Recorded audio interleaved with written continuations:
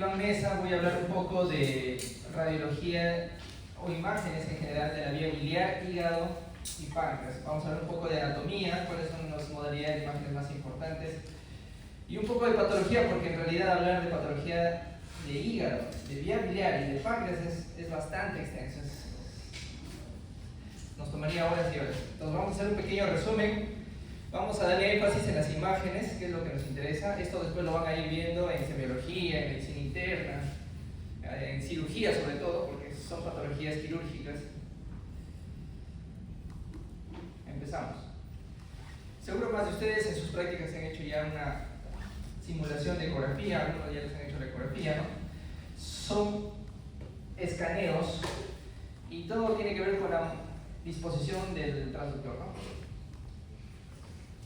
Vamos a usar el escaneo longitudinal, más o menos a nivel de la región subcostal, para intentar ver el hígado. Este es el escaneo más importante. Cuando hagan ecografía, lo primero que tienen que hacer es esto, el escaneo longitudinal de la región subcostal.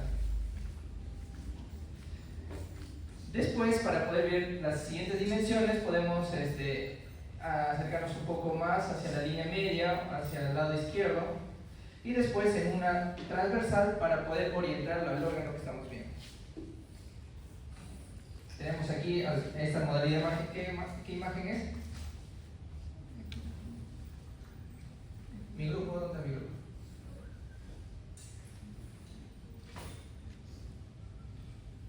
Tris. No, Tris, sí. ¿Dónde está? Ahí está. O Cris, ¿no? Cris. ¿Qué dije? Dije Cris, ¿ah? Sebastián.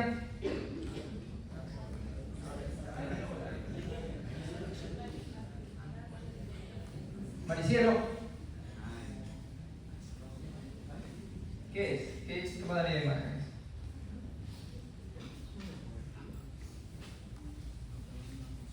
Uy, Dios mío.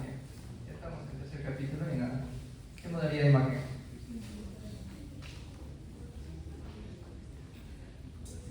Ecografía. Muchachos, ya tienen que saber qué distinguir, por qué cosa estamos viendo. Maricielo, ya fue. Tú eres la única que lleva en el grupo, así que todo te voy a preguntar. El escaneo longitudinal nos permite ver al hígado en su máxima extensión. Si queremos intentar ver el eje coronal, vamos a trasladar el transductor de lo que es el eje longitudinal, ahí está, eje longitudinal a un eje transversal, ¿no? ¿Cuál es la importancia de esto? Es ver el hígado en su máxima extensión. Probablemente en este eje vamos a encontrar el hígado en su máxima extensión. ¿Y cómo sabemos que estamos evaluando el hígado? Porque al costado tenemos al riñón derecho. Después vienen dos escaneos más, el escaneo transverso. Silencio. El escaneo transverso para poder ver el ilio superior y un escaneo transverso en dirección caudal para ver el ilio inferior. ¿Quiénes forman el ilio superior del hígado?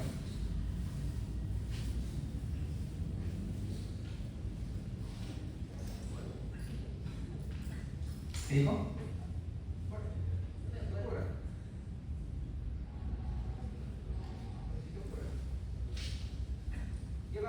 ¿Qué vasos forman el hilo superior? Eso ya lo viste en la práctica de la semana pasada, ¿no? ¿Quiénes forman? Uy, se bloqueó. ¿Quiénes forman el hilo superior? Más o menos, ¿no? La arteria no, sino las venas suprahepáticas y la vena cava inferior, ¿no? Esa es la idea. Ese es el polo superior, el hilo superior. El hilo superior porque ahí van a llegar vasos, ¿no? Es la salida es la salida vascular del hígado, ¿no? Venas suprahepáticas y vena cava. ¿Y quiénes forman el hilo inferior? ¿Qué vasos, no? ¿Qué vasos forman el hilo inferior? Eso lo han visto en su práctica, ¿no? Del día de esta semana. Sin miedo. ¿Qué ocurre? ¿Quiénes forman los vasos del hígado? De los que ya, aparte de los que ya dijo, ¿no? ¿Qué otra cosa entra al hígado? ¿Qué otro vaso? ¿Tiene vasos el hígado? vena porta y la hepática. Muy bien, la arteria hepática. La vena porta y la arteria hepática forman el hilo inferior, mientras que el hilo superior forma las venas suprahepáticas y la vena cava. No solamente nos permite ver las estructuras vasculares, el hilo superior e inferior, sino también las estructuras de la vía biliar. El más importante de ellos, ¿cuál es? La vesícula biliar, donde se almacena la bilis, ¿no? Donde se almacena la bilis. La vesícula biliar tiene sus dimensiones. Se espera que mida menos de 10 centímetros, no 12, 10 centímetros por 4 centímetros. Esas son las dimensiones máximas que se espera de la vesícula biliar. Superado esto, estamos pensando en que la vesícula puede estar obstruida, ¿no? ¿Y cómo se ve la vesícula en una ecografía? Se ve como una imagen anecoico, ¿no? Anecoico, anecogénico o hiporrefringente, sin ecos en su interior, como quieran decirlo. Es una imagen sacular llena de bilis. La bilis se ve anecogénica. Aparte de las vías biliares, ¿qué cosas podemos ver también? Miren acá, ¿ven? Esto es un esquema de la disposición de las estructuras de la vía biliar, la arteria y otra estructura vascular, ¿no? ¿Cuál es cuál? La verdecita es la vía biliar extrahepática, la vesícula biliar, cístico, colédoco. ¿El rojito qué será? La arteria hepática con sus dos ramas. ¿Y en azulito qué será? La porta, ¿no? Cava no, recuerden que la cava está en el hilo superior, ¿no? Estamos ahorita en el hilo inferior. Entonces, estas tres estructuras casi van de la mano. Tenemos que recordar las dimensiones normales. La vía biliar extrahepática, representado por el colédoco, no debe superar los 6 milímetros. Si supera los 6 milímetros, preocúpense porque puede estar obstruido. ¿Y cómo se ve en ecografía? Más o menos nos ponemos en el escaneo transversal y vamos a ver como una imagen tubular acompañado de una pequeña imagen tubular subyacente, ¿no? Ven aquí, acá hay una imagen tubular y adyacente a una tubular de menor calibre. La de mayor calibre va a representar a la vena porta, mientras que la de menor calibre va a representar a la al colédoco. Algunos consideran a la vena porta hasta 12 milímetros. Superado esto, también tenemos que pensar en patologías.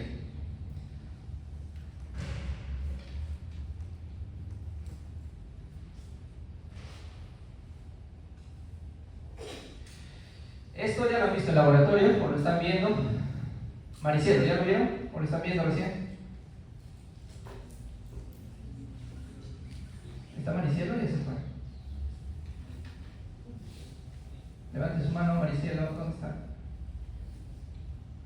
Ahí está, muy bien. ¿Ya lo vieron o todavía no lo ven? No te escucho. ¿Ya lo vieron? ¿Qué están comiendo? No lo han visto todavía, ¿no? Bueno, ya lo van a ver entonces. Las bilirrubinas es un marcador de daño hepático. Solamente puede haber un incremento de las bilirrubinas conjugadas, o sea, lo que le llaman una hiperbilirrubinemia directa, y las no conjugadas, las indirectas. ¿No es cierto? Las indirectas, sobre todo cuando hay hemólisis, cuando hay destrucción de eritrocitos, y eso genera un incremento de las bilirrubinas.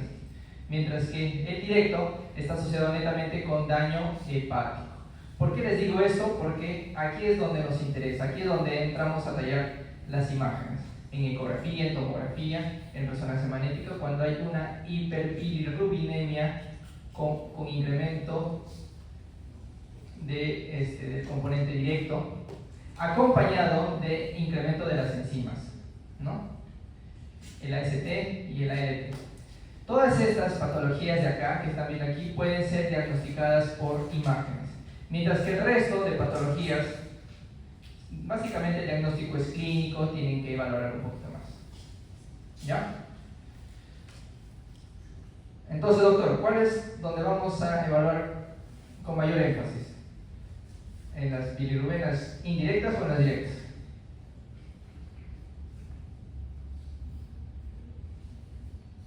¿Qué pasó, doctor? ¿Han tenido guardia? ¿Hacen guardia ya de cuarto año?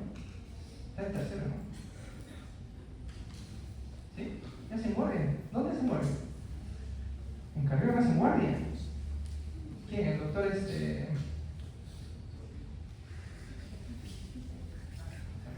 ya me olvidé su vida. Son muy jóvenes para ser guardias, imagínense, cuando lleguen a mi edad ya no van a aguantar, ni una clase van a aguantar. Doctor, despierte un poquito, por favor, ¿ya? O tómese un cafecito, a ver. Vaya al baño, tómese la cara y tómese un café, y vuelva, no te voy a decir,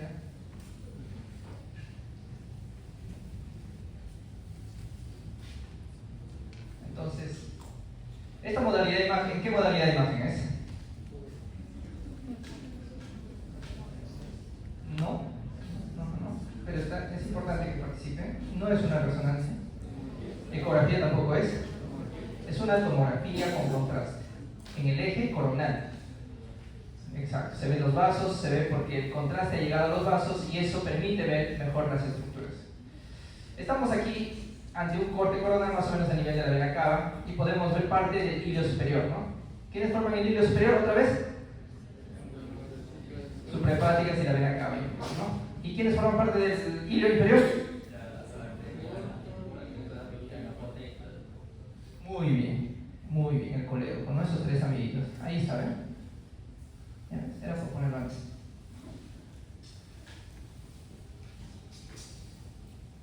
¿No? Todos están consultables, están haciendo anotaciones, me dijo la delegada, ¿no? Están ahí haciendo todas las anotaciones. Están jugando ahí. El hígado se puede ver por todas las modalidades de imagen, se puede ver por ecografía. ¿A dónde va, doctor? Ah, ya. Pero no creo que te vayas, después de la mejor. Se puede ver por ecografía, se puede ver por tomografía o se puede ver por resonancia magnética. ¿En qué momento tenemos que usar cada una de las imágenes? Usualmente la ecografía es el primer estudio de imagen porque es más accesible, es menos costoso, es más barato. La tomografía, bueno, actualmente se está convirtiendo muy barato, ¿no? Hay algunas tomografías que son más baratas que la ecografía. La resonancia magnética todavía es limitada, ¿no? Pese a que hay varios hospitales donde ya están rotando, donde hay resonancia, ¿no?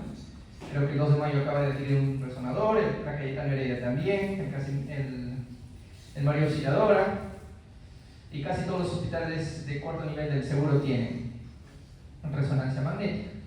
Aquí entramos en mayor detalle, entramos en un componente químico, por ejemplo, que no lo tienen las otras modalidades.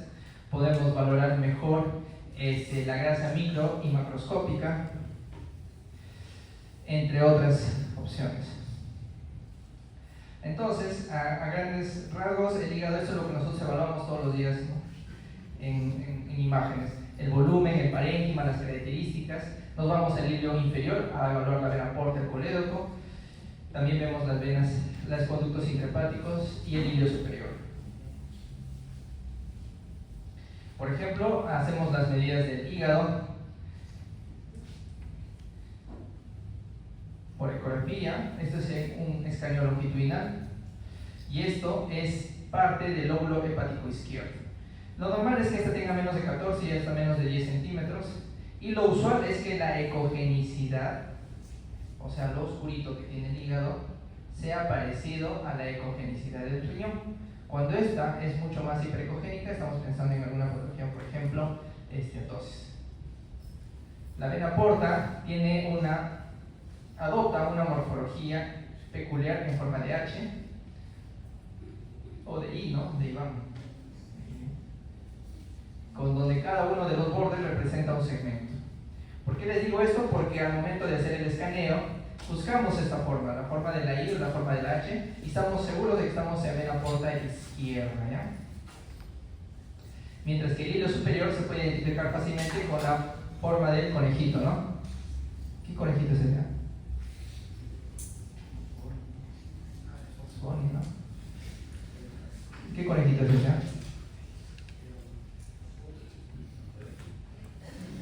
Mire. Muchachos, ustedes que sí saben, llévenlo, ¿no?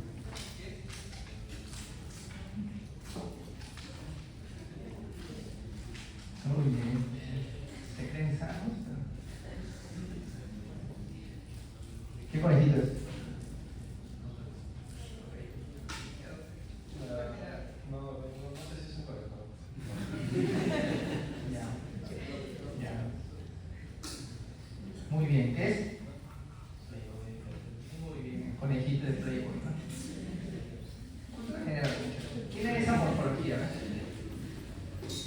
Cuando ven que es el conejito, están seguros de que están en el hilo superior, porque una de las dos orejas representa la vena hepática izquierda, mientras que la otra la vena hepática media. Y la cabecita, la vena hepática derecha. ¿Por qué la cabeza? Porque tiene mayor calibre que las orejas, ¿no?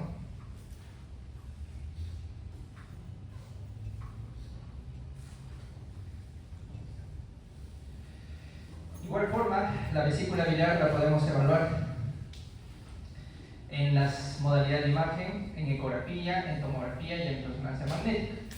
En ecografía lo vamos a ver como una imagen sacular, ¿no? Anicogénica en su interior. La tomografía es muy parecida, pero el contenido no va a ser totalmente hipodenso, ¿no? La densidad, por ejemplo, de aire no se compara con el contenido de la contenido de la bilis. ¿Y eso justamente por qué? Porque hay bilis, ¿no? No es agua normal, es bilis. Y esta bilis en su interior se puede encontrar algunos litos. ¿Para qué pedimos resonancia magnética? Para evaluar vesícula y vía biliar, sobre todo para evaluar lo más importante. ¿Alguien sabe? Usamos resonancia magnética no para evaluar vesícula, sino para evaluar colédoco. Colédoco, ¿ya? No se olviden eso. Usamos resonancia magnética para evaluar colédoco. Porque el colédoco se puede ver por ecografía, pero hay muchas limitaciones. En cambio, la resonancia magnética, miren cómo entra en detalle, ¿eh? La vía biliar izquierda, la derecha, la común, el cístico, el colédoco retropancreático, intrapancreático y esta otra imagen que está adyacente al colédoco, el conducto de Wilson. Toda esa calidad de detalle se puede solamente conseguir con resonancia magnética. Aquí tenemos un pequeño esquema, otra vez para que recuerden cuáles son las partes de la vía biliar extrahepática, ¿no? A veces el Wilson tiene un conducto accesorio que se llama... ¿Cómo se llama? Santorini, ¿no? A veces, no siempre. Entonces, ¿qué dijimos? Que el colédoco debe medir menos de... Se mira, eso no tiene que ver. 6 milímetros, ¿no? Y la vena porta alcanza los 12-13 milímetros. ¿Cómo distinguimos al colédoco? Lo vamos a ver como una imagen tubular adyacente a la porta. Colédoco y la porta, juntos de la mano, ¿no? Siempre la porta tiene un mayor calibre que el colédoco. Pero ¿qué pasa en esta modalidad de imagen? Miren acá. ¿Qué ha pasado ahí? ¿Qué crees que ha pasado aquí? No, primero caracteriza, ¿no? Tenemos una porta o un conducto tubular y este conducto que debería estar adyacente debería ser de menor calibre, ¿no? ¿Qué pasa ahí? Muy bien, está dilatado probablemente por una obstrucción, ¿no? Entonces esto es lo más importante que ver. Una vez que han visto esto, a nivel del hilo inferior tienen que irse al hilo superior para ver la vía biliar intrahepática. La vía biliar intrahepática usualmente no se ve. La vía biliar intrahepática usualmente no se ve. Si se ve el contenido anicogénico significa que está dilatado. ¿Qué modalidad de imagen es esta? Muy bien. Con contraste, ¿no? Tomografía con contraste. Entonces, a grandes rasgos se puede ver muy bien el hígado, como ya dijimos, y la vesícula biliar, pero el conducto y el colédoco y la vía biliar no se logra distinguir adecuadamente. Solo se distingue cuando está dilatado. Miren acá. ¿Acá se ve la vía biliar intrahepática? No. En cambio, aquí se ve la vía biliar intrahepática. Sí, ¿no? Sí. ¿Por qué? Porque hay una obstrucción, como dijo su colega. Hay otra modalidad de imagen muy parecida a la colangioresonancia que se llama colangiografía, ¿no? Ya lo han visto en la práctica. ¿Cómo se obtiene la colangiografía? ¿Te acuerdas? ¿Cómo se obtiene la colangiografía? O mejor dicho, ¿qué modalidad de imágenes? ¿Es rayos X, es ecografía, es tomo o es resonancia? Muy bien, es un rayos X con contraste. Ahí dice, ¿no? ¿Qué es lo que se necesita para poder obtener esta calidad de imagen? Administrar contraste dentro de la vía biliar. La mejor forma es atravesar un catéter a través de la costilla, ¿no? Ahí va. Atraviesas un catéter llena de contraste, ¿no? Para obtener imágenes muy parecidas a la resonancia magnética, ¿no? Pero es muy cruento, ¿no? Miren, para llegar a una colangiografía con contraste necesitas que te administren una aguja, ¿no? Ouch, ¿no? Muchas veces se complica con hematomas, problemas. Por eso es que se pide la resonancia magnética, porque entramos en detalle sin necesidad de intervenir, ¿no? ¿Sí? Ahí está. Entonces, esto es otra vez, ¿no? Repitiendo lo mismo, porque vamos a ver patología y quiero que se acuerden de eso. Tenemos aquí una imagen tubular y una imagen de menor calibre. Pero a diferencia de otras ecografías, ¿qué modalidad de ecografía es esto? Doppler, ¿sí o no? Doppler. Muy bien. ¿Y cómo has llegado a un Doppler? Miren, tenemos aquí una caja de color, ¿no? Rojo y azul. Y vemos que la porta, porque tiene sangre, se colorea, ¿no? Entonces, ya no hay forma de que te confundas, ¿no? Y la imagen que está adyacente, que no se colorea, ¿qué es?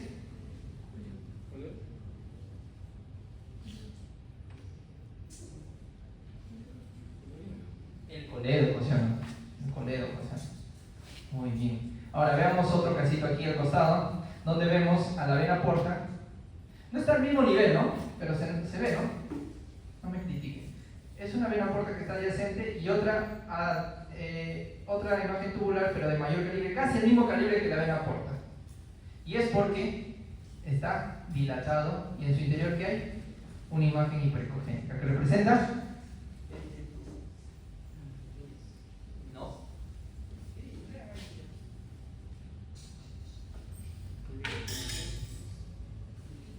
litiasis, ¿no? Litiasis en vía biliar extrahepática.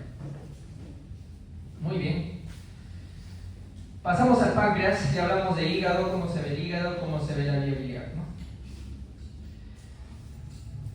Entonces, ahora pasamos a lo que es el páncreas. El páncreas se puede ver por ecografía, claro que sí, sí se puede ver, pero necesitas una buena preparación del paciente. El paciente tiene que estar en ayuno, no tiene que tener alimentos en el estómago, porque delante del páncreas está el estómago, ¿no? Entonces, para poder ver bien al páncreas necesitas condiciones, necesitas que el paciente esté en ayuno. Por eso es que cuando te mandas a hacer tu examen de imágenes te piden ayuno de unas 6 horas, ¿no? Para poder ver mejor al páncreas. Si no tiene condiciones, simplemente vamos a ver aire, ¿no? Vamos a ver aire. El páncreas tiene sus partes, ¿no? Tiene su cabeza, su cuello, su cuerpo y su colita. ¿Podemos usar ecografía para evaluar páncreas? Claro que sí, pero tiene menor sensibilidad y menor especificidad para poder ver lesiones. Para ello acudimos a la tomografía, que actualmente es un estudio muy accesible, de preferencia con contraste para poder definir mejor las estructuras musculares y también evaluar el páncreas. Y la resonancia magnética vamos a entrar en mucho mayor detalle, sobre todo las que no se pueden ver. Como por ejemplo, ¿qué dijimos que se ve mejor en resonancia magnética? Las vías, ¿no? El conducto de Wilson, por ejemplo. ¿Se ve Wilson aquí? Nada. Acá, menos. Aquí vamos a poder ver en detalle el conducto de Wilson y si tiene un accesorio de Santorini también lo vamos a poder ver. El páncreas tiene sus partes, su cabeza y tiene un pequeño componente que es el proceso uncinado. Ya no se olviden siempre de valorar el proceso uncinado porque hay adenocarcinomas que se presentan en el proceso uncinado y no generan dilatación. Entonces tú evalúas al paciente, ves el páncreas, no hay nada, la vía biliar está normal, no hay casi nada. Pero evalúas un poquito mejor y aquí hay una lesión hipoecogénica, con Doppler y todo, puede ser un cáncer, ¿no? Evalúen bien siempre eso. ¿Qué modalidad de imagen es este, doctor? Ecografía, ¿no? Podemos evaluar dimensiones, tiene que ser menor de 3 centímetros la cabeza, el cuerpo hasta 25 y la cola entre 25 y 30. Las dimensiones del páncreas pueden variar. Claro que sí, pueden variar dependiendo del género. Por ejemplo, los varones tienen un páncreas mucho más grande y de la edad también, ¿no? No es lo mismo un páncreas de un niño que de un adulto o de un anciano.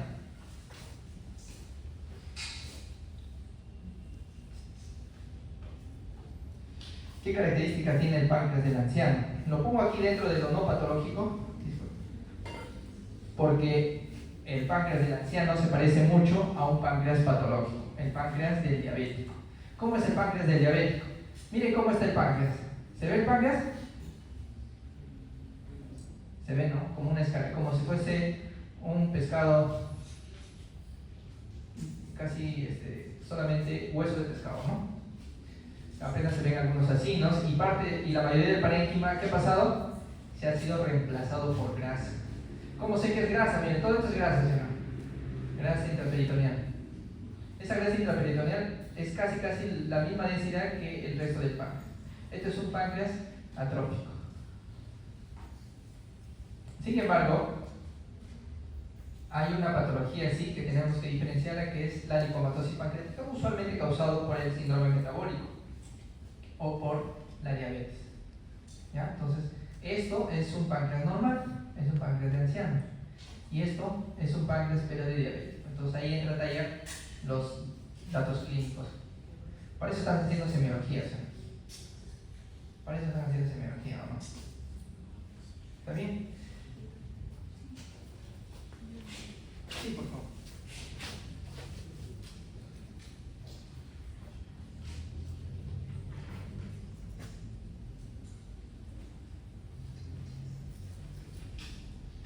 Hoy es el día principal, ¿no? De la semana. ¿O qué actividades hay hoy día? Hoy es la final. Hoy es la final de deportes. Ustedes son 22, ¿no?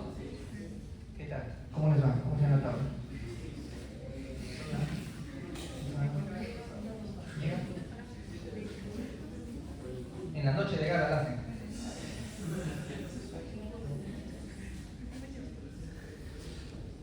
Muy bien, no pierdan la esperanza.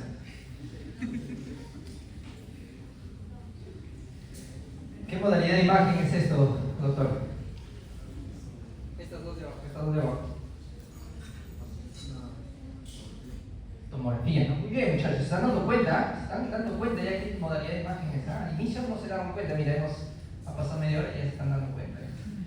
¿Ya? Se están dando cuenta. Tienen que saber eso, porque el doctor Enrique le pregunta imágenes, ¿no? ¿Qué modalidad de imagen es? Resonancia, ¿cómo que resonancia? Tomografía, ¿qué quiere decir? ¿Y qué modalidad de imagen son estas cuatro? Ecografía, ¿no? Ecografía, muy bien. Esto es el lóbulo hepático derecho, lóbulo hepático derecho, lóbulo hepático derecho. Este es el lóbulo hepático izquierdo. ¿Cómo sé que es el lóbulo hepático izquierdo? En mi grupo yo les enseñé. ¿Cómo es? ¿Cómo sé que es el lóbulo hepático izquierdo? Porque tiene forma de la cabeza de un tiburón, ¿no? Miren acá. Este es su ojito, bueno, en realidad es un quiste, ¿no? Pero esta es la cabeza, este es su nariz de tiburón, este es su mandíbula y por acá no se nota la otra mandíbula. Una cabecita de tiburón, ¿no? Esa es una forma para identificar. En realidad en imágenes hay un montón de pareidoles. Todos se parece a algo, ¿no? Se parece a algo, adopta una morfología de árbol, cabeza de... todo eso sí. Si les gustan esas cosas ya saben dónde es. Los quistes simples es la patología benigna más frecuente del hígado. Probablemente la mitad de ustedes tengan un quiste en el hígado, ¿no? Ahorita hacemos una ecografía al azar y vamos a encontrar quistes en el hígado. El quiste tiene la morfología, las características de ser una imagen ovoidea, de paredes delgadas y de contenido homogéneo, líquido, anicogénico, ¿no? Anicogénico. Pasamos a la tomografía con contraste y vemos que la imagen no realza. El contenido sigue manteniéndose hipodenso, ¿no? Y las paredes siguen siendo delgadas. ¿Esto puede ser un vaso? ¿Podría ser un vaso? ¿Podría ser una lesión tumoral? ¿Por qué no?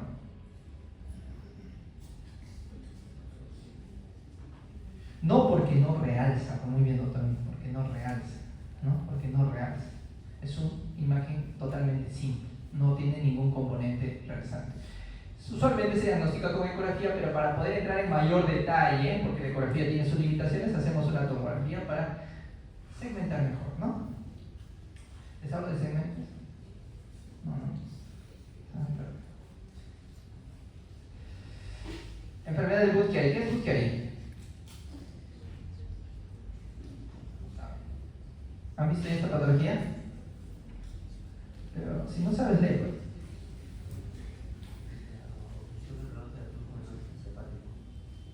obstrucción venosa, ¿no? El hilo superior recoge la sangre del hígado y lo lleva hacia la vena cava. ¿Qué pasa cuando ese drenaje o esa salida de sangre se ve obstruida, ya sea por trombo o por lesión tumoral? Genera una retención de sangre dentro del hígado y empieza a producirse unos cambios inflamatorios crónicos, adoptando la morfología de empedrado. Miren aquí, como si fuese un piso de parque, ¿no? Empedradito, ¿no? Esa es la morfología que va a adoptar el Budd-Chiari, con la característica de que si el drenaje está obstruido, va a haber una dilatación de... Si el drenaje está obstruido, va a haber una dilatación de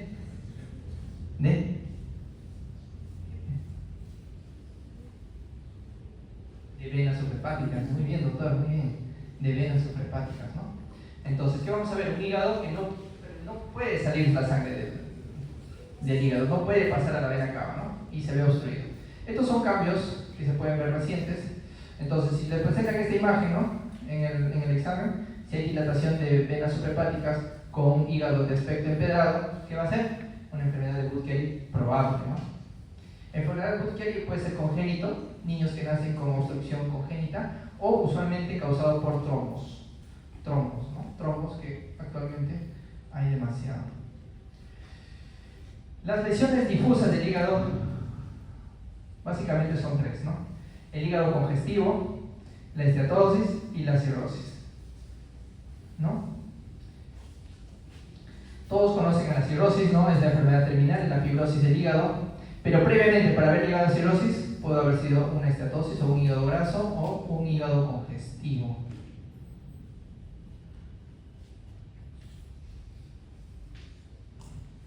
Ya no llego, ¿eh? El hígado congestivo. ¿Qué es el hígado congestivo, doctor?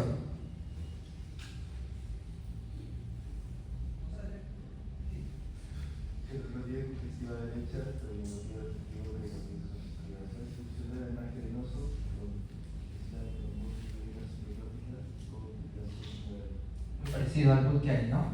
La diferencia es que estas congestiones hepáticas son causadas por una limitación del pasaje de la sangre al corazón. El corazón está restrictivo, el corazón está insuficiente, el corazón tiene una pericarditis, el corazón está calcificado. Todo lo que conlleva una patología cardíaca repercute directamente sobre el hígado y eso genera un hígado congestivo, una congestión pasiva, ¿no? Porque no tiene nada que ver el hígado en el problema del corazón. Pato por gusto el hígado, ¿no es cierto? Y eso que genera también una dilatación de venas suprahepáticas, ¿no? Aquí otra vez se ve al conejito, pero el conejito esta vez bien dilatado, ¿no? Dos orejitas dilatadas, igual que su cabeza. Esto se puede ver por ecografía, ¿no? Se puede ver por ecografía como una dilatación de las venas suprahepáticas y como un hígado incrementado de la ecogenicidad.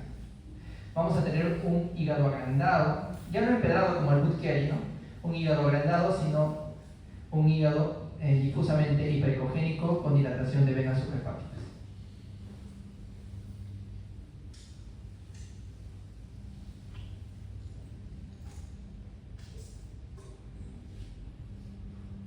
Ya no llego, ¿eh? Cambien de pila con muchachos.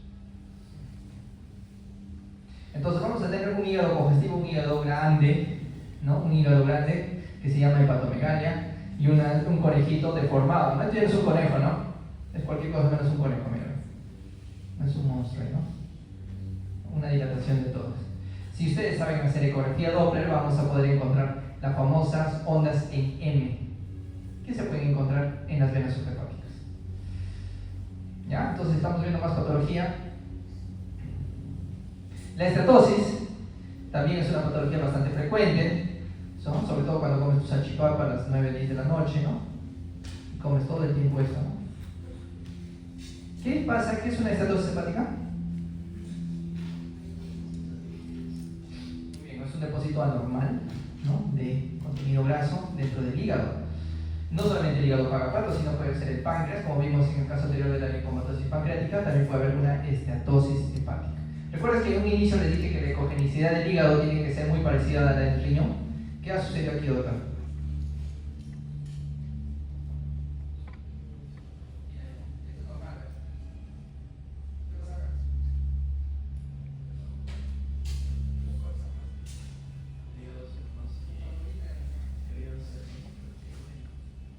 Muy bien, la ecogenicidad del hígado es mayor a la ecogenicidad del riñón. Muy bien, doctor, ¿no?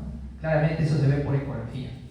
Las estatosis pueden ser difusas, como en este caso, o pueden ser focales. Solamente en una porción del hígado se ha formado el depósito de grasa. Lo usual es que sea una estatosis difusa, ¿no? Es una patología también bastante frecuente, ¿no? Probablemente algunos de ustedes lo tengan, ¿no?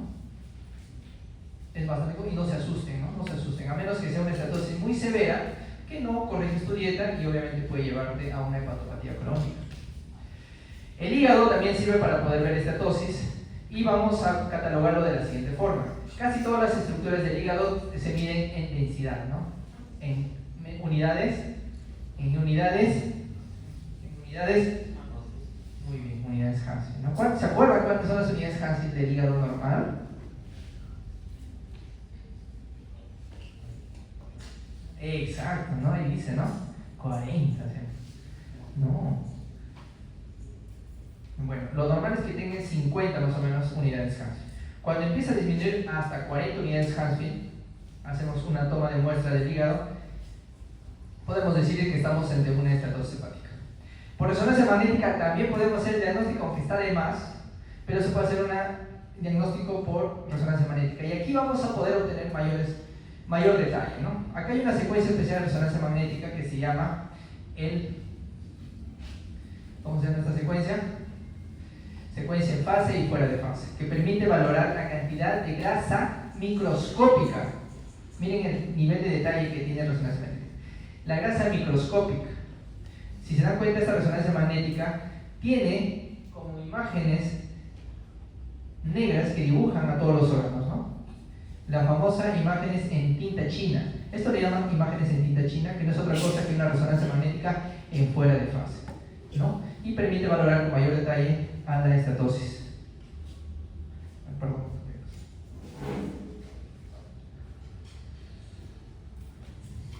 Entonces, ya vamos 3 patologías. ¿Cuáles son las 3 patologías que vamos a saber?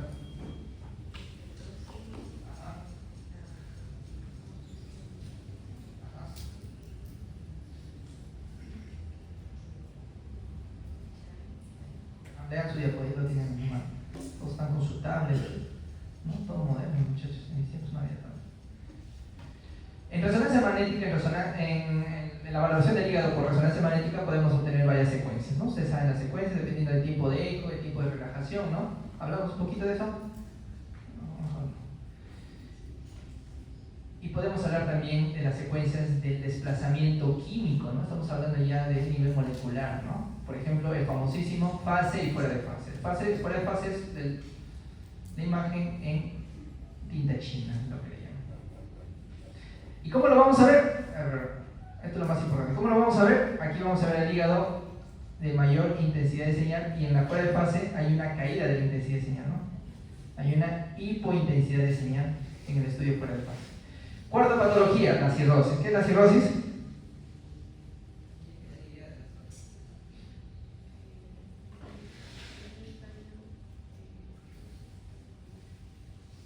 Es un daño irreversible, no es una fibrosis, es una cicatriz del hígado, ¿no? El hígado empieza a deformarse, mira, adopta una morfología retráctil, tiene bordes lobulados, hay un mayor compromiso del lóbulo hepático derecho con respecto al izquierdo y es por eso que existe una redistribución volumétrica.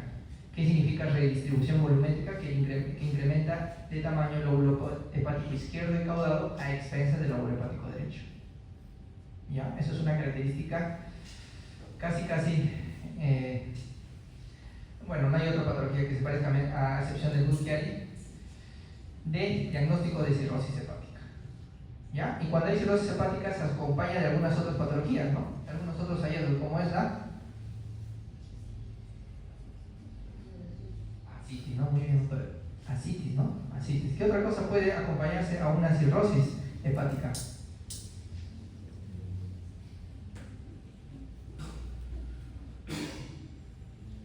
Muy bien, doctor. Una esplenomegalia. Muy bien, muy bien. Entonces, todos esos hallazgos los tenemos que valorar por ecografía, por tomografía o por resonancia magnética. Casi siempre nos quedamos con tomografía, para poder hacer el diagnóstico. Miren acá, ya tenemos un vaso grande, tenemos un hígado deformado y tenemos líquido asítico, ¿no? Líquido asítico. Delegada, ¿a qué hora era la clase? Creo que me adelantó mucho. A las 8, ¿no? ¿Y por qué no llegaron recién? ¿Tienen clase de otro lado? No sé, doctor, yo les dije que llegaran a las 8. Ya, es lado, no, ya, muy bien, doctora, sí me gusta. Yo no sé, dice, ¿no? No es mi responsabilidad.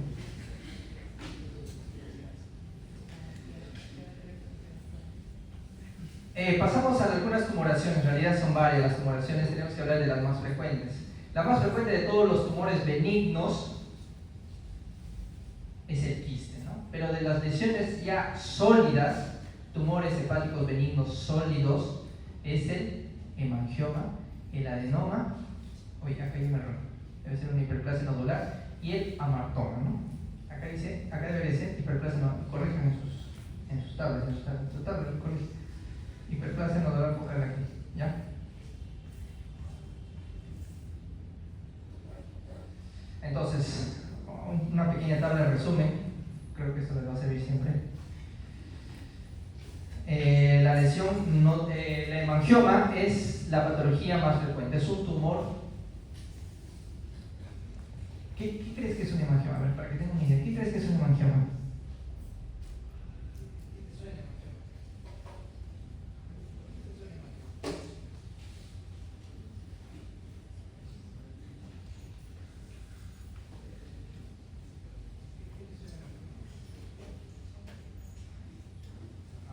¿No? ¿De qué estirpe? Hemangio, ¿no? ¿A qué suena? Hemático, ¿no? ¿Qué dijo? Sangre, ¿no? Es un tumor vascular, es una malformación venosa. El hemangioma es una malformación venosa. Al ser una malformación venosa, lo que vamos a tener es una congestión de sangre anormal dentro de la lesión. ¿Cómo se va a ver por ecografía? Miren aquí, tenemos un lóbulo hepático derecho y vemos aquí a la masa. ¿Cómo se ve esta masa, doctora?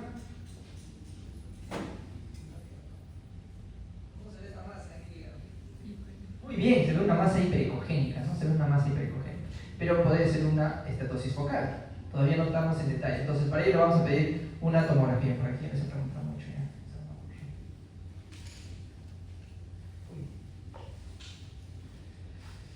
Pasamos a ¿qué modalidad de imagen es esto, doctor?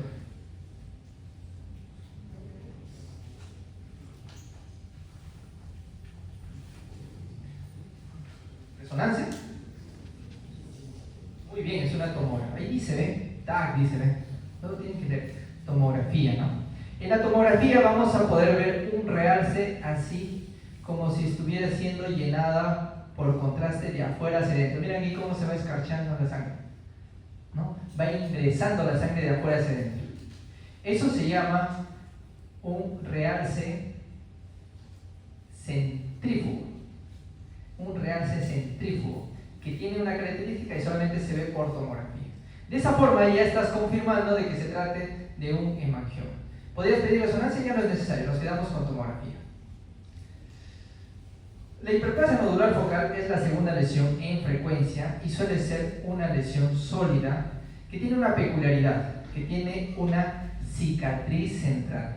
Tiene una cicatriz central, ¿ya? Nunca se olviden, ¿no? Las hiperplasias nodulares focales son asintomáticas, no generan mayor problema, pero son bastante grandes, miren. Miren aquí. ¿Qué modalidad de imagen es esto, doctor? Bien, es una ecografía. ¿Cómo se ve en ecografía?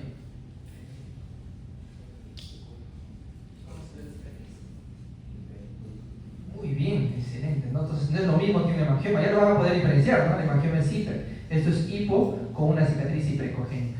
¿Qué modalidad de imagen es esto, doctor? Tomografía. Muy bien, es una tomografía, ¿no? Es una tomografía que está adquirido en varias fases. ¿Han hablado de las fases de la tomografía? Usualmente cuando al paciente se le somete a la tomografía se le administra contraste a través de una vena de gran calibre.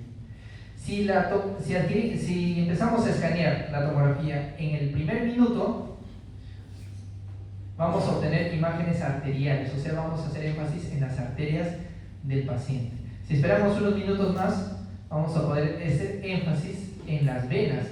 Y cuando estamos en una fase tardía, ya en los 5 o 6 minutos, vamos a ver una mayor énfasis en las venas, pero en las venas suprahepáticas. Esto se llama estudio trifásico, ¿ya? Estudio trifásico que permite valorar mejor las lesiones focales sólidas del hígado.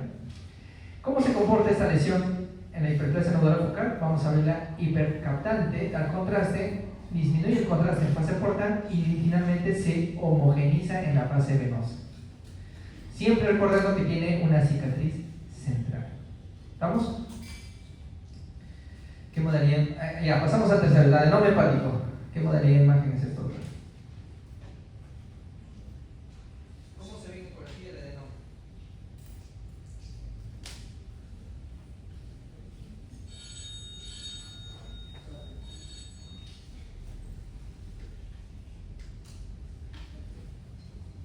Hiperecoico, ¿no? Hiperecoico. No, es hiperecoico e hipoecoico, ¿no? Es una lesión que es variable. Si fuera hiperecoico, podría ser un hemangioma, ¿no? O una estatosis focal. Pero si es hipoecoico, entramos en dudas, ¿no? Entramos en dudas. Entonces, para ello, vamos a pedirle una tomografía. En la tomografía, ¿cómo lo vamos a ver, doctor?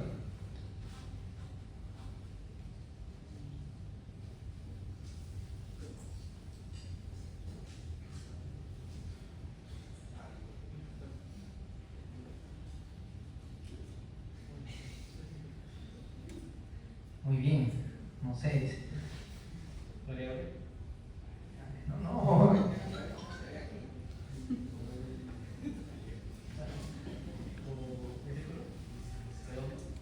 Muy bien, es una lesión ovoidea, ¿no?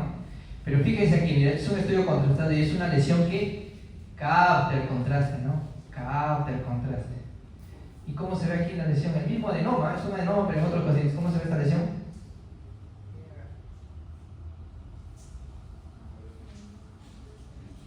Hipocaptante, muy bien, excelente. Entonces, una lesión que puede ser hipercaptante o hipocaptante. Entonces, tampoco nos ayuda la tomografía, nos confunde más, ¿no? Entonces, ¿cómo podría decir que no es un hemangioma en una hiperplasia nodular focal? Bueno, la adenoma no tiene cicatriz, así que chao hiperplasia. No tiene un realce centrípeto, centrípeto, entonces tampoco es un hemangioma. Pero entonces aquí entra a tallar tu semiología, ¿no? Esa que vale como 20 créditos. Tienes que preguntar al paciente si es mujer, porque es una lesión usualmente de las mujeres que toman anticonceptivos, ¿no? Anticonceptivos. Y otra de las causas es que el adenoma, si no han visto en semiología, es una lesión que suele sangrar. Es un paciente que ha tenido dolores agudos por masas sangrantes. Por ejemplo, esto, ¿no? Este es un adenoma roto. Los adenomas les gusta romperse y genera ¿qué cosa aquí? ¿Qué cosa hay acá? Alrededor del hígado. Muy bien sangrado, ¿no? Puede romperse y sangrar. Es un hematoma o un líquido, ¿no? Líquido alrededor del hígado. Entonces ya podemos diferenciar mejor. Entonces el adenoma se diferencia mejor con un poquito de clínica, con un poquito de ecografía y tomografía. Finalmente pasamos al angiomiolipoma.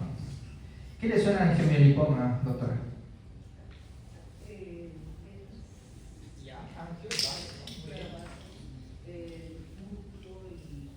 Perfecto, ¿no? Es un tumor mezcladito, ¿no? Es una miscelánea de tumor.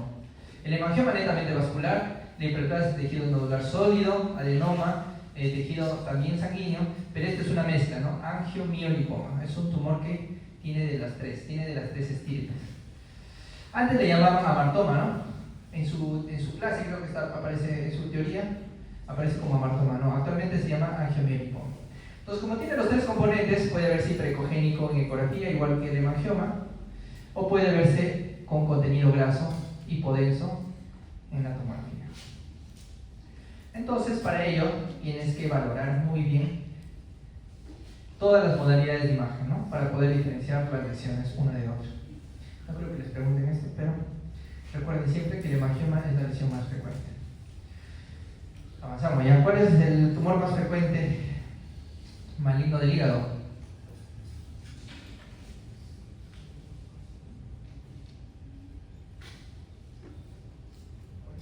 Tumores, pregunten en el ENAM. No, ya no hay ENAM, pero no hay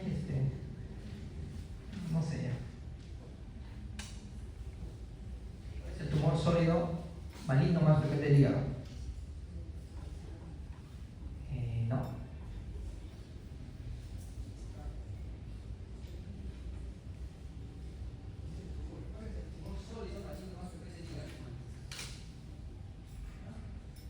¿Qué es más frecuente? ¿El hepatocarcinoma será tan frecuente como este?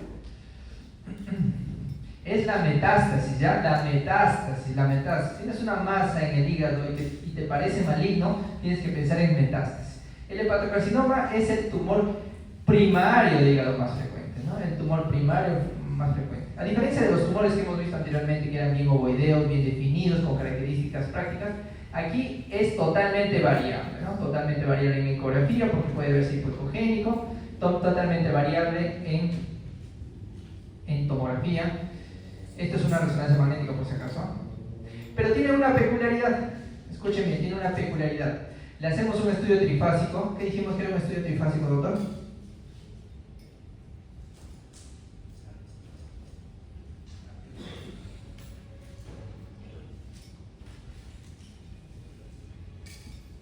Un estudio trifásico es donde vamos a adquirir en una fase arterial, en una fase portal y en una fase tardía o venosa. Este tumor tiene una peculiaridad. ¿Por qué? Porque realza en fase arterial y después se vuelve hipocaptante en fase portal y tardía. Esa peculiaridad de captar en fase arterial y después lavarse en fase tardía le da la característica de hepatocarcinoma. Entonces ves una masa, piensas que es metástasis, pero tiene esta peculiaridad en el contraste, es un hepatocarcinoma.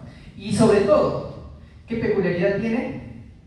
Lo más importante, tienes que buscar hepatocarcinoma en un hígado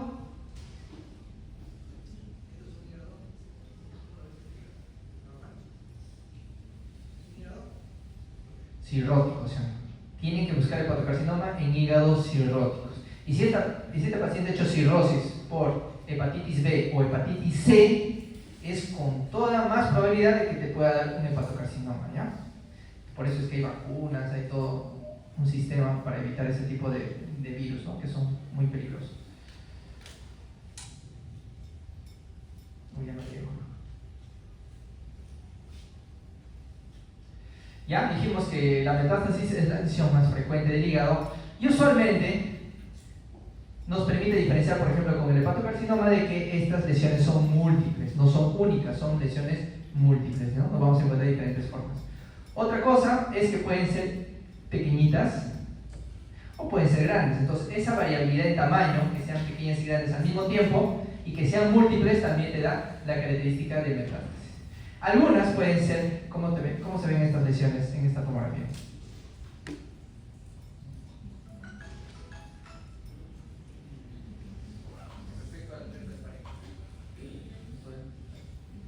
Hiperdensas, no son hipercaptantes, son tumores hipervasculares. ¿Por qué puede ser un tumor hipervascular? Porque su primario probablemente sea hipervascular, entonces la metástasis se va a comportar igual. ¿Cómo se ven estas lesiones en este hígado?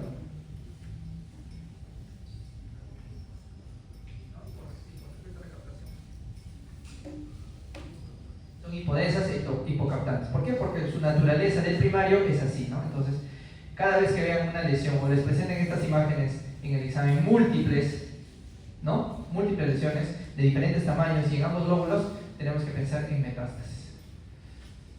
Pasamos a vía biliar, ya nos olvidamos de hígado, no mentira. Recuerden siempre el hígado, que es el órgano donde más se producen las patologías. Pasamos a vesícula biliar. La vesícula biliar puede tener algunas malformaciones, ¿no es cierto? ¿No? Algunas patologías importantes. De todas estas, ¿cuál es la más importante? Las hipoplásicas, ¿no? Casi la mitad de las personas lo tienen.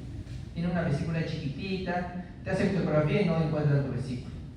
Más raras es la genesia o la vesícula doble, ¿no? Que solamente una vez es rarísimo, ¿no? Que tengas dos vesículas, ¿no? La patología más frecuente dentro de la vesícula biliar, ¿quién vendría a ser?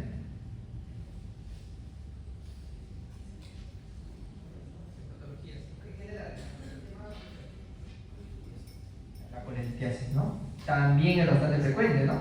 Más de uno aquí lo tiene, ¿no? ¿No? Está en la semana de la medicina, la ha pasado mal y después, ¿no? Quería pasar la resaca con un pollito a la brasa, con sus cremas y sigue choque. Sigue dando clases choque. No puedo creer. Es una leyenda, debería ser. Tengo por ahí un cuadro que lleva choque. ¿En serio no acaba el choque? ¿Para qué promo juega? Ayer estuvo.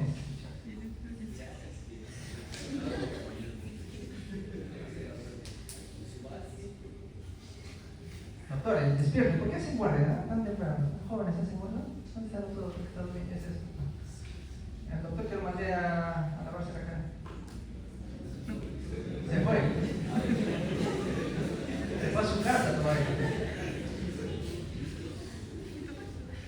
profesores están estudiando mucho. ¿Cómo es? ¿Hay examen el lunes? ¿Cómo que sí? ¿Sí? Ahí está. Maricielo, confirmo. ¿Sí?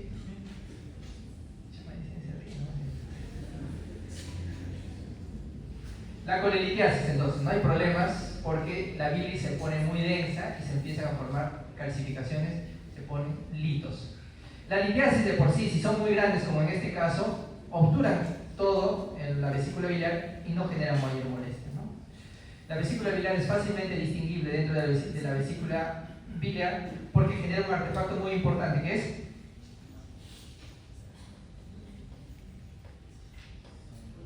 sombra posterior, ¿no? Sombra posterior.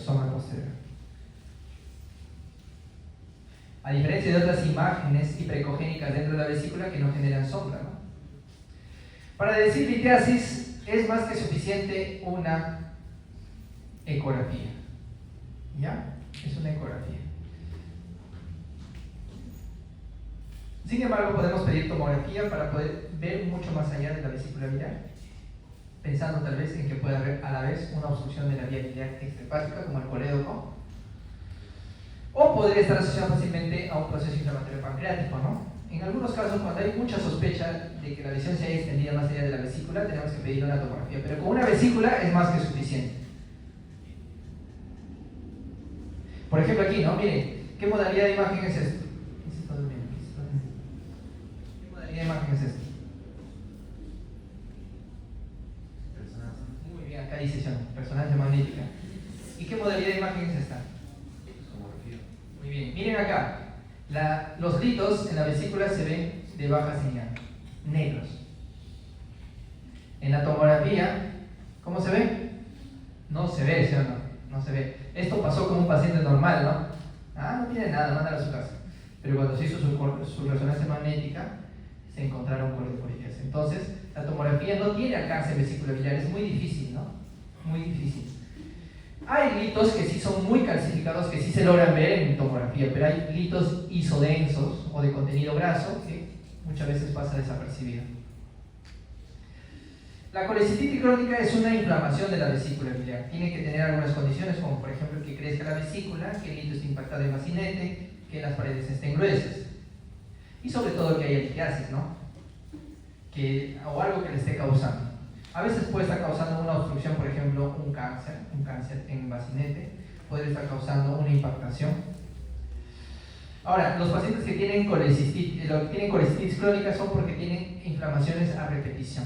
Cuando la vesícula se inflama a repetición, las paredes se tienen muy gruesas y al engrosarse pueden incluso calcificarse. Esos pacientes que tienen vesículas de paredes gruesas y tienen vesículas pequeñas de paredes gruesas, tenemos que pensar que se trata de una colecistitis crónica, ¿no? ¿Y cómo sé que tiene agudeza? Porque miren acá, tenemos una pared gruesa y adyacente a esta tenemos una imagen laminar hipoecogénica que representa edema, ¿no? Estamos ante una colecistitis crónica agudizada. Sin embargo, esto es pregunta de Exenam, ¿no? Ya no es Exenam, Exenam. Pregunta del ministerio. ¿Cómo se llama el examen? Preserums, ¿no? ¿Están enfocados a ese examen? No, ni idea. ¿Saben qué desapareció el ENAM, no? El ENAM es el examen nacional de medicina, ¿no? Lo daban todos los estudiantes de séptimo año. Todos los internos se reunían aquí en la facultad y daban un examen de ciencias básicas, todo. El ministerio lo desapareció, ¿no? Ahora ellos mismos van a dar su propio examen.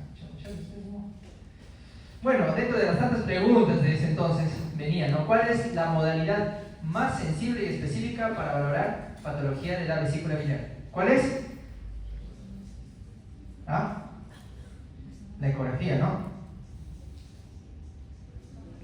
¿Cuál es la modalidad de imagen más importante para valorar patología vesícula biliar?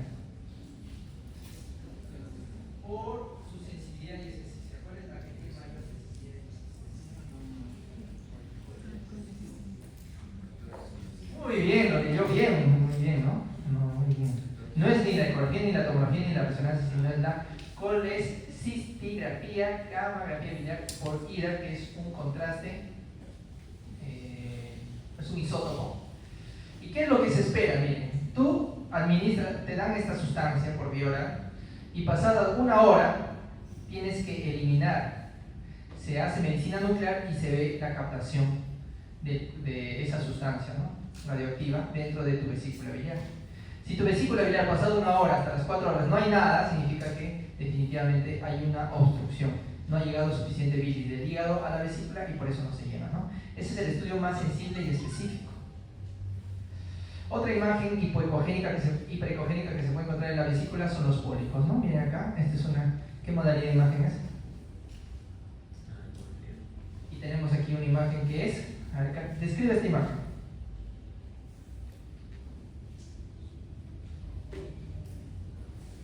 Muy bien, es una lesión ovalada, de bordes parcialmente definidos, conectados con un pedículo hacia el fondo vesicular, que muestra un tenue realce, o mejor dicho, una captación del pedículo junto con la pared. Muy bien, notable. ¿Qué modalidad de imagen es esta? Perdón. ¿Qué modalidad de imagen es esta? Perfecto, es una tomografía. ¿Y para qué hemos hecho una tomografía en un pólipo? Porque los pólipos que miden más de 10 milímetros son peligrosos, pueden generar carcinomas de vesícula, ¿no? Entonces por eso más de uno se ha hecho una ecografía, han encontrado un pólipo que le han dicho, contrólese, ¿no? Que no supere los 10 milímetros porque puede conllevar a un cáncer. En caso de que ya mida 10 milímetros, hazte una tomografía para ver que no haya habido un mayor alcance y simplemente te extiman y te salvas. Como les dije, ¿no?, un pólipo puede conllevar un carcinoma o simplemente aparece un carcinoma de novo. El carcinoma es una lesión maligna, ¿no?, una lesión maligna que no solamente se queda en vesícula, sino que se expande más allá de las paredes de la vesícula. ¿Qué modalidad de imagen es esta?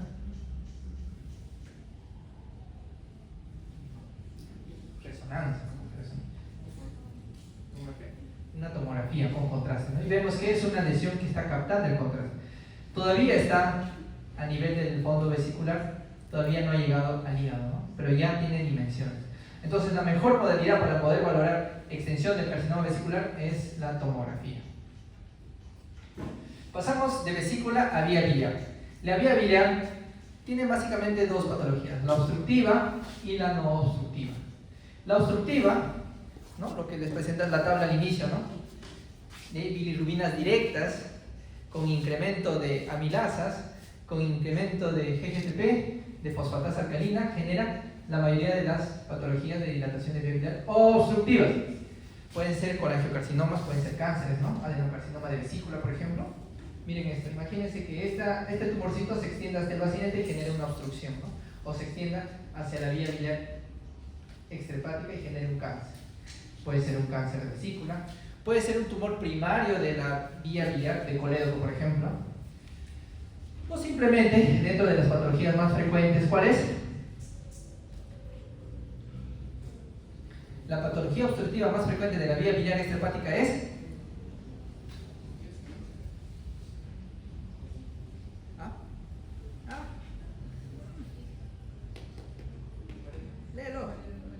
coledocolitiasis, ¿no? Coledocolitiasis, muy bien. La patología obstructiva más frecuente de la vía biliar extrahepática es la coledocolitiasis, ¿no? Tienes litos en vesícula e insistes comiendo tu pollo, ¿no? Insistes comiendo la grasa, insistes, la vesícula, el lito sí o sí se va a tener que trasladar, tiene que movilizarse, ¿no?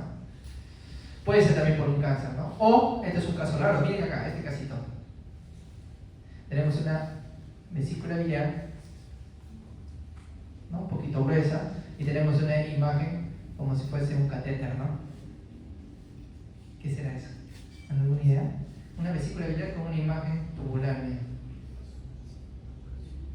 Muy bien, un parásito. ¿Cuál es el parásito más frecuente del intestino y que puede llegar a vía biliar? Nafaciodosis. Muy bien. Otra de las patologías de la vía biliar son las no obstructivas, sobre todo los quistes que son congénitos, son mucho más raros. Y por ejemplo tenemos aquí una vía biliar normal, pero aquí tenemos una dilatación anormal del colédoco. Esa dilatación anormal genera una retención anormal de la bilis y eso genera problemas, ¿no? Aquí está, por ejemplo, ¿no?, los quistes, los famosos quistes de la vía biliar. Todani los clasifica de diferente forma, ¿no? Tipo 1, cuando es una dilatación netamente del colédoco y de la vía biliar extrahepática. Un tipo 2, cuando hay una dilatación escapular, ¿no?, como si fuese una imagen como un saquito, una imagen 3 donde la dilatación está justo a nivel de la papila duodenal, un tipo 4 cuando hay una combinación tanto de vía biliar intra como extra, un tipo 4B cuando hay una dilatación extra y también del colédoco, y una tipo 5 que es la más peligrosa, que se llama la enfermedad de Caroli, ¿no? La enfermedad de Caroli es una dilatación anormal de la vía biliar intrahepática, es una enfermedad fulminante, muy peligrosa. Y hablamos de la coledocolitiasis. ¿Cuál es la modalidad de imagen más importante en coledocolitiasis?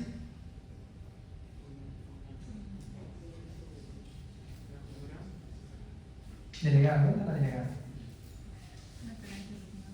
Con angioresonancia, ¿no? Con angioresonancia. La dilatación de la vía biliar intrahepática, como en este caso, ¿no? Otra vez a la delegada. Así como me llamado 1000 veces. ¿Qué estudio de imagen? Una colangiografía. ¿Qué tipo de modalidad de imagen es?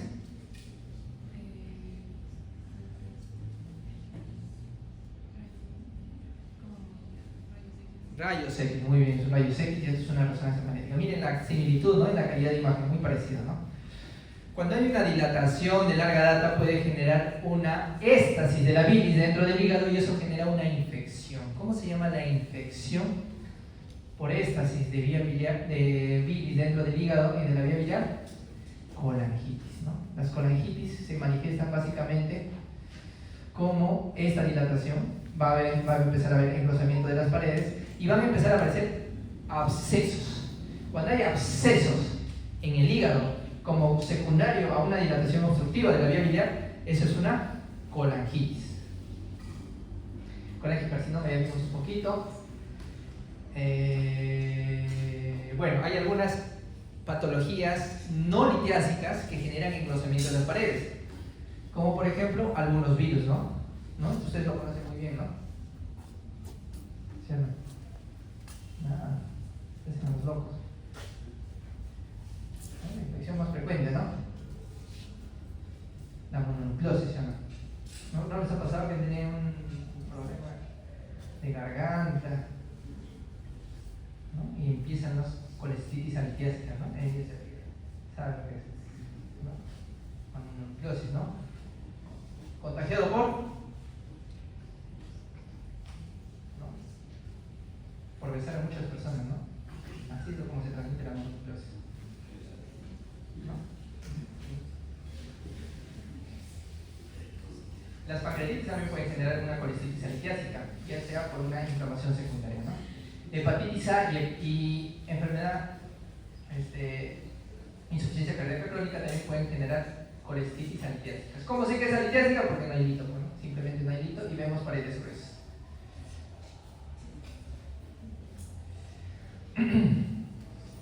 La pancreatitis, ya lo conocen, ¿no? Hay dos tipos de pancreatitis, muy importantes.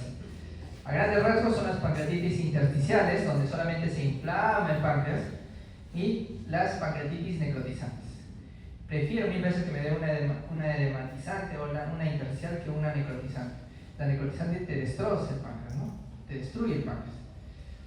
Y no solamente se queda con la destrucción, sino se complica, se absceda, puede llenarse de aire.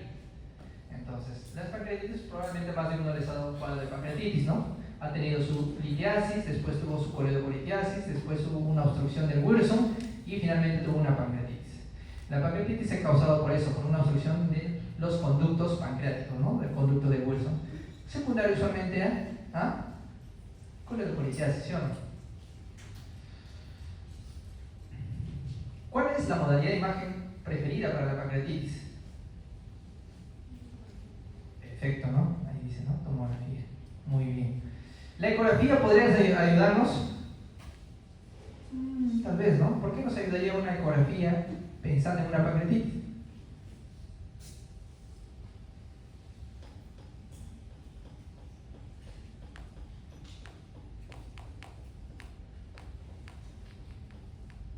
Para valorar las causas. Muy bien, doctor, muy bien, inteligente.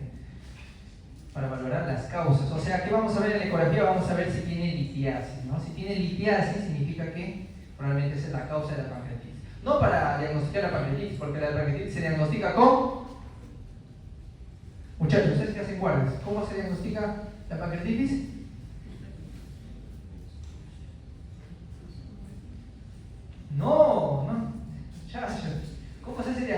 pancreatitis? Claro. Más que clínico. ¿Cuál es el diagnóstico? ¿Valor de? ¿Ah? ¿Qué? Ah, se disparó la delegada. Diga. ¿Cuál es el diagnóstico? Así nomás, no te sientes bien. ¿Cuál es el diagnóstico?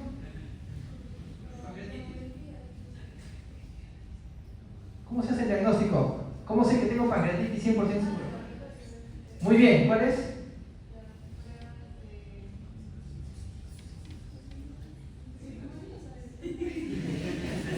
A ti te pregunto, a ver. Sopla bien, pues. Las pruebas de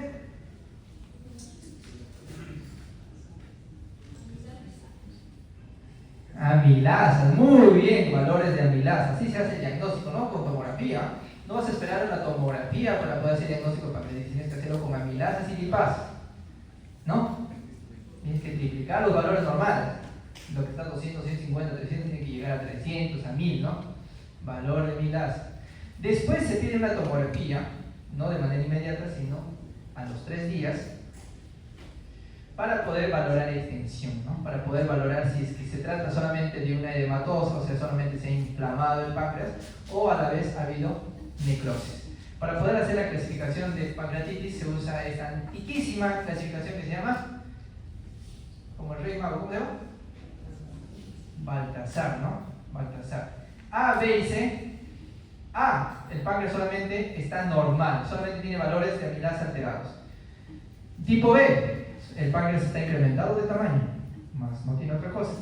Tipo C, está incrementado de tamaño y aparte tiene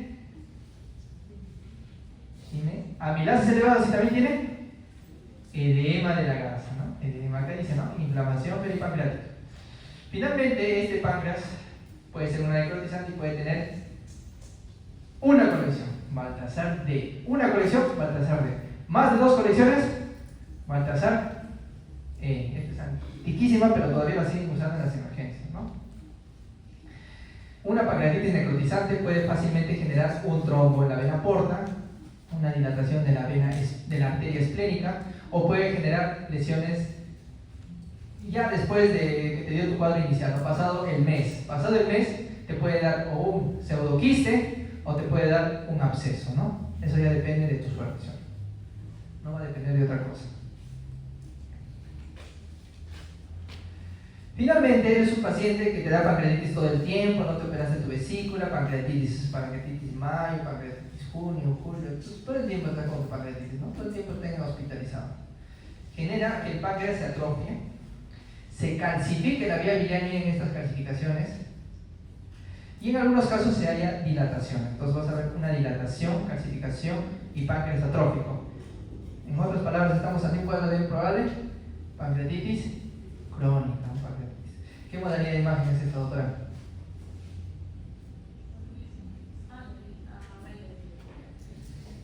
Carrión revive y se vuelve a morir. ¿Qué modalidad de imagen es?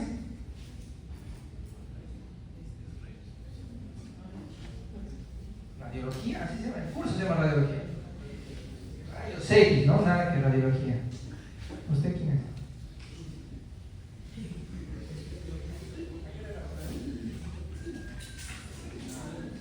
Problema, muy serio.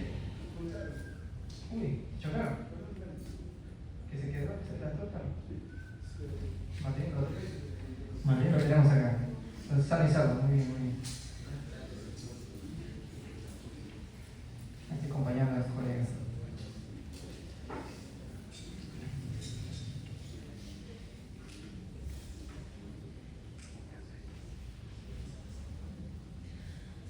Finalmente, justo para la parte más importante llegó el doctor, pasamos a las lesiones pancreáticas. Uy, ya no llego, ya se acabó la pilita.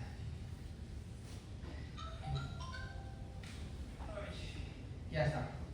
El páncreas puede tener lesiones benignas y malignas como el resto de los órganos. Dentro de las patologías más importantes y las más frecuentes vienen a ser los... Muy bien, excelente, doctora Leiva. Tumores quísticos, ¿no? Los quistes son las lesiones más frecuentes que tiene el páncreas. Dentro de estas, el quiste simple, el quiste papilar o el quiste secundario, o también llamada IPMN, ¿cuál es la más frecuente, doctor? No, parece, ¿no? No, parece, ¿no? Que el quiste simple es el más frecuente. Sin embargo, es el IPM de rama secundaria. ¿Qué es un IPM? Es un tumor mucinoso. El quiste simple lo vamos a ver en cualquier parte del páncreas, que no tiene relación con el hueso. El IPMN, cuando se comunica con el conducto principal, se llama IPM de rama primaria, que es también raro. En cambio, el IPMN de rama secundaria, mire, tiene una ramita que recién se comunica con el hueso. Esto es un tumor muy frecuente, bastante frecuente. Es el equivalente al quiste simple en el hígado, ¿ya? También pueden haber otras lesiones tumorales, ¿no? Esto acuérdense siempre, esto siempre preguntan, todos su vida le van a preguntar en el ENAM, en el CONAREM, en todos los exámenes de su vida. Les van a preguntar esto, ¿no? Los 3 tumores más frecuentes quísticos del páncreas, ¿no? El tumor del adolescente, acá ya no hay adolescentes. El tumor de la adolescente, porque usualmente es en mujeres, es el tumor pseudopapilar o tumor de Franz. Es un tumor sólido y quístico, tiene las dos partes, sólido y quístico, de las niñas o de las adolescentes. Pasando los años, te vuelves en mamá y te puede dar este tumor. No significa que a todas las mamás les va a dar el tumor, simplemente es el grupo etario, para que se acuerden. Mujeres de 50 años les pueden dar la neoplasia mucinosa quística y se presenta más en cuerpo, ¿eh? Mucinosa y se presenta en cuerpo. Son masas quísticas grandes, pero dentro de toda esa masa quística hay otras quísticas de menor tamaño. Hay otra imagen que es el seroso, que no es esto, ¿eh? Es muy parecido, solamente que son varias imágenes quísticas confluentes, ¿no? No es una imagen quística que en su interior hay quística, sino hay múltiples quísticas que confluyen y que se localizan en la cabeza. Esto es un tumor muy frecuente de las mujeres ancianas. Entonces, cuando te pregunten en tu examen cuál es el tumor más frecuente en la población de adolescentes en mujeres, quístico, tumor de Franz. A mediana edad, el mucinoso quístico. Y en ancianas, seroso. Puede dar en varones también, ¿no? Pero es más frecuente en las mujeres. Finalmente, de las lesiones sólidas, el tumor más frecuente va a ser la lesión adenocarcinoma. De lejos es el tumor más frecuente, primario del páncreas, y suele ser un tumor muy agresivo, fulminante. ¿Por qué? Porque el tumor se aloja. ¿Qué modalidad de imagen es, doctor? Usted que está bien despierto. Muy bien. ¿Qué es lo que te llama la atención en esta ecografía? Muy bien, hay una dilatación. Perfecto. Estás reflexionando. El Wilson se ve dilatado como consecuencia de una imagen hipoecogénica, hipovascular. Usualmente dentro del páncreas, aquí se va a alojar el tumor y va a generar una obstrucción. Difícilmente vamos a poder operar el páncreas, ¿no? El páncreas es un órgano muy sensible. Muchas veces hacen una cirugía muy agresiva, que se llama la cirugía de Whipple, donde tienen que sacar el páncreas, tienen que sacar la vía biliar, tienen que sacar la vesícula, tienen que sacar el vaso, y después hacen una anastomosis directa entre el intestino y la vía biliar interhepática. Todo eso para salvar un pequeño tumor chiquito de páncreas, ¿no?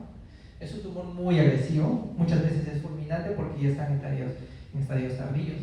Entonces acuérdense, lo más importante es que la lesión sólida, maligna, más frecuente del páncreas es el adenocarcinoma. Los tumores quísticos, obviamente por su contenido de líquido, van a ser anicogénicas. El adenocarcinoma va a ser un tumor, acuérdense esto, esto es lo único que se acuerdan. Es un tumor hipovascular, es hipocaptante, ¿ya? A diferencia de los tumores hipervasculares, los tumores hipervasculares son más benignos. Entonces, tenemos al adenocarcinoma, que es maligno e es hipovascular, y tenemos a los tumores benignos hipervasculares, ¿no? Como por ejemplo, los tumores endocrinos. ¿Quedó claro? ¿Sí? ¿Sí? Entonces, a ver, la doctora que acaba de llegar, la que está con scrap. Va a venir la medicina. ¿El tumor maligno del páncreas es hiper o hipovascular?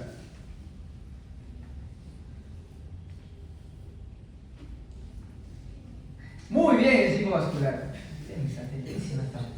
Entonces, por defecto, el tumor benigno del páncreas es hipervascular. ¿Y cuáles son los ejemplos? El insulinoma, el gastrinoma y algunos no funcionantes, ¿no?